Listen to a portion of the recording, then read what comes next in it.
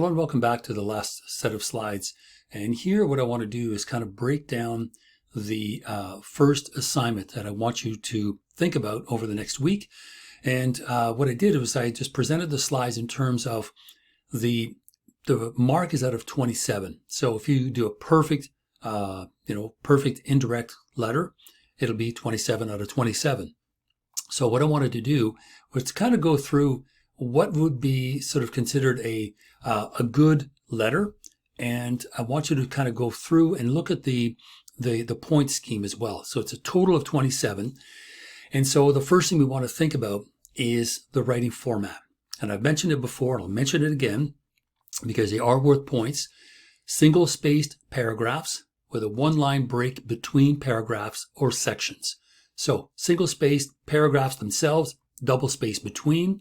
Block formatting, which means no indenting of paragraphs. Everything is left justified. That's basically a straightforward setup. And especially if you're going to be sending me a document of an email, make sure that you can set that up. If you go to your pull-down menu at the top of the page, make sure you pick the one that is left justified. So single-space paragraphs, one-line break between paragraphs, block format, no indenting of paragraphs. 2 points. Now this one is worth 3 points, and again, very simple. A letterhead, if you have it. Now you don't need to spend tons of time looking to create one. Don't worry about it. That's only optional if it is an official document that you would have to send if you were working, say, for real or actually in a company. So letterhead optional, but here are the ones that are important. The date line, yes, that is worth marks. A complete inside address. In other words, whoever is receiving the letter, right, to whom the letter is going, we want to see the full address. And if you look at the assignment, there is an address of both yourself and the letter that is going to me. Salutation, dear, first and last name, now you will have the first and last name in the assignment, using first name only if the person is known to you. Dear Bob, dear whoever, but salutation needs to be there. As well, a closing. Yours truly, regards, warmest regards, sincerely, anything like that. Cheers, later, no. This is a business letter. This is a letter, again, that is going to be conveying bad news, so be professional. So, dateline, complete inside address of the person that was going to receive the letter, salutation, and a closing. So all of those are worth 3 points. 1 point is the subject line. Always important. So no matter what the document is, whether it's a letter, a email, or a memo, subject line. Now the subject line, it may only be 1 point, but it's an important point. A clear topic of purpose for writing. Why are you writing this letter? Now, in the subject line, do not infer or include the negative news. If you do, no points, even if you have a subject line. So do not infer or include the negative news in the subject line itself. Now, 2 points. Start with part of the message that represents, represented to good or best news, whatever it is you can say.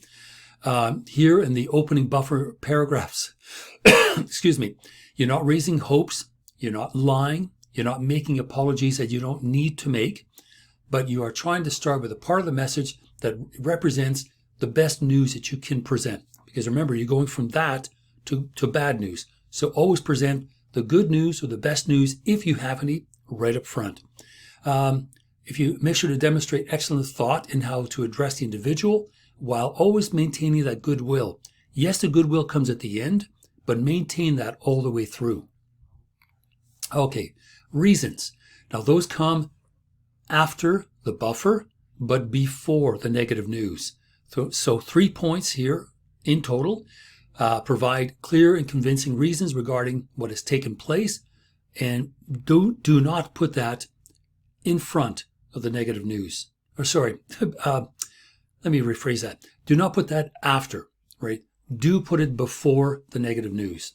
Put it there so that the client or the customer is going to understand the reasons and not have any further questions, and also to indicate that the matter has been treated seriously and fairly. So one more time, the reasons part of it, which should be a separate paragraph, because the first one will be buffer and apology. Second will be reasons, which segue nicely into the third paragraph, which is the negative news and the alternative. We'll get to that. But reasons, clear and convincing reasons regarding what has taken place. Do not deliver the negative news at this point. You do it after. Present them in a way that the client or customer will not have further questions. It'll be pretty straightforward, and show that you've treated them fairly. Okay, here comes the negative news. Okay, now this part again, you will get 0 if we see it in front or ahead of the reasons. So you deliver the negative news. You try to use a passive voice if possible. Emphasize the object rather than the subject of the sentence. You're using positive or neutral words. Do not use negative words. Cannot, denied, error, unfortunately, failure. Those words are considered negative words. Refrain from using those and try to rephrase the statement to remove those altogether while still retaining the negative news. Don't start blaming or implying blame towards the client or the customer.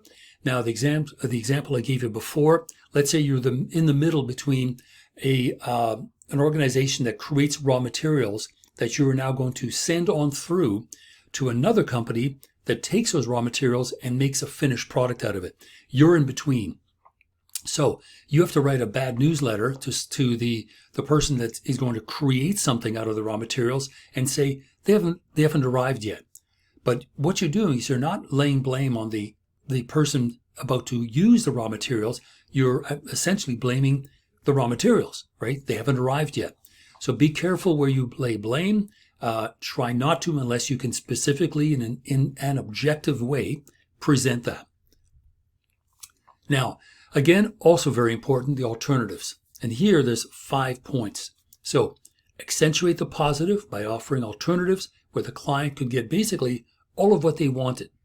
They may just have to wait, or they may have to do it in a different approach or different path.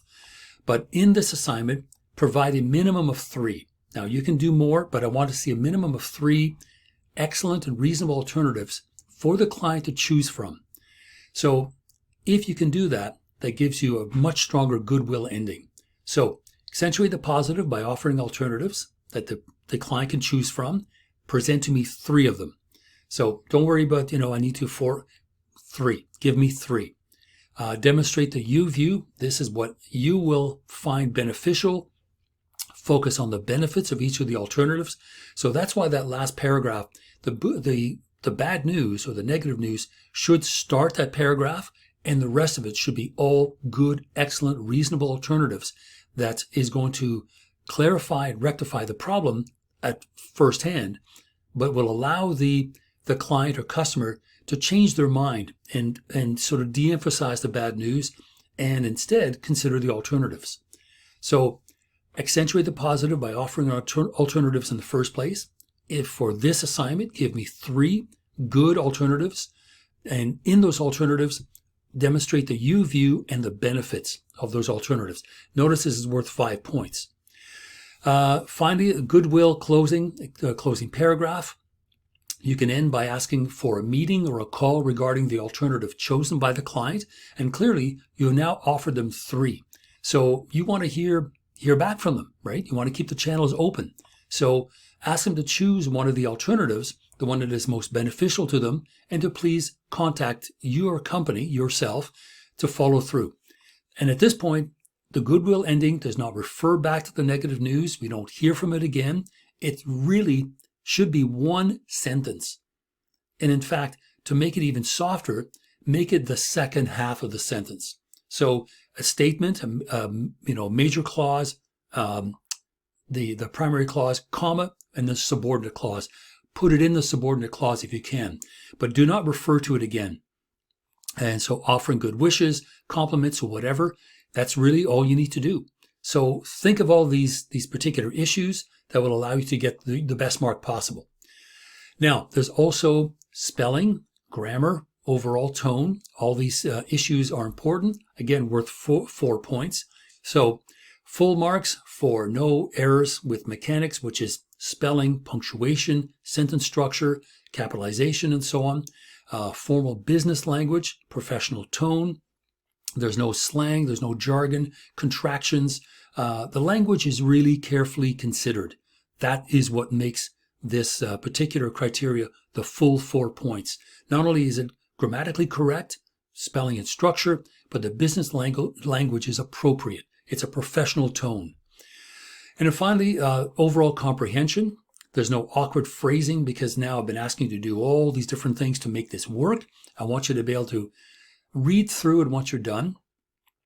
Even if you leave it for an hour and you go back and reread it again, make sure that there's no awkward phrases and word choices as you've really worked hard to avoid doing a particular thing. Make sure that, it's going to work so that it makes sense to the reader and it can be comprehended and simply in one reading. That's really what I'm asking you to do.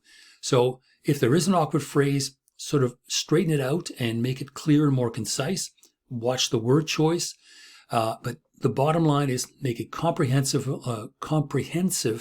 and comprehended as well in one reading. And that's essentially it. So that is it for the 3 slides. I wanted to keep this one very brief, but those are the slides that will give you what you need to create a good, strong, bad news, indirect strategy business letter.